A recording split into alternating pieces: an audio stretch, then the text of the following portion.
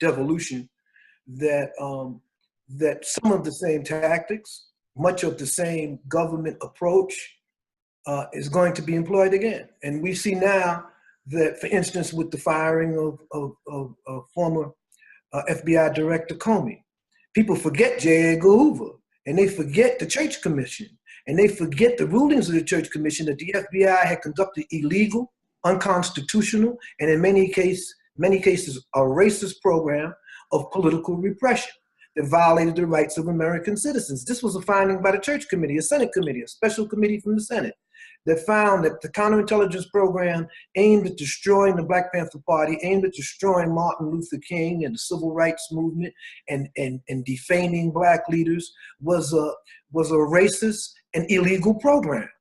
And so when we listen to the recent developments around Trump and Comey, the FBI is portrayed as a sterling institution that does nothing but defend the rights of the American people and all of this stuff. And that's just a blatant lie. And most of the Black elected officials, Maxine Waters, Jeffries from New York, and all of these individuals, they're constantly mouthing about the integrity of the FBI. The FBI has no integrity as far as African people are concerned. And so when CoIntelPro in 1971 reached its zenith and actually began to see the effects of their counterintelligence work inside the Black Panther Party and brought about the split or the divisions in the Black Panther Party that many folks really haven't got a clue about. You know, these splits and these attempted murders and assassinations and false flag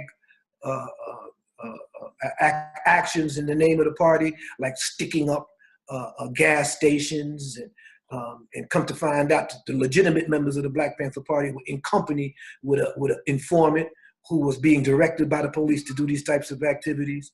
The murder of Fred Hampton was one such example by an FBI informant who actually coordinated unofficially the Chicago Police Department's assassination of Fred and Mark Clark. In New York, it was the Panther 21, and the agency that was used was the District Attorney's Office of New York, under Frank Hogan, and the Bureau of Special Services, the intelligence wing of the NYPD. So all across the country, there was this type of activity. There are several unsolved police shootings that are attributed to the Black Liberation Army. You know, there are several unresolved shootings, and the police could never rest with that. And when Homeland Security was established after 9/11, many of these old war horses from the racial matters desks in the various police departments, from the Bureau of Special Services, from the Joint Terrorist Task Force and the major case squads, they were recruited by Homeland Security to review all of these cases and see where Homeland Security could connect these cases to homegrown terrorism, to terrorism in the United States. And what happened before Sadiki was placed in prison, there was this complete reassessment of political prisoners and their role in prison and the individuals that came in contact with them. And so many of the individuals who had came in contact with us when we were political prisoners were placed under surveillance, were harassed again by the Homeland Security's newly recruited old school Cold Warriors.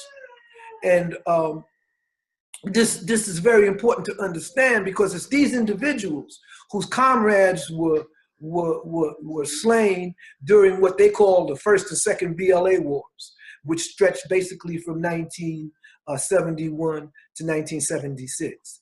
And over this 5-year period,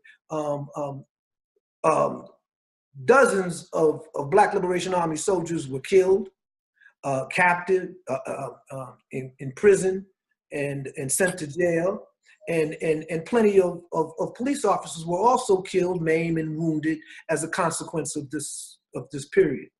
And of course, the government never rests. We're the only ones that forget our freedom fighters. The government doesn't forget those armed agents of the state who died upholding the unjust laws and the white supremacy of the state. And so they reopened these cases. They reopened the case against the San Francisco Six, if you recall, against former members of the BLA and Black Panther Party, and who were tortured in New Orleans. And they reopened the case of a slain police officer in San Francisco. They lost that case. The judge threw the case out after it was proven that testimony and the evidence from torture and stuff. And at that particular time, the issue was torture. They had tortured a confession from a former BLA member, John Bowman, John Brown, and they when they revisited the case,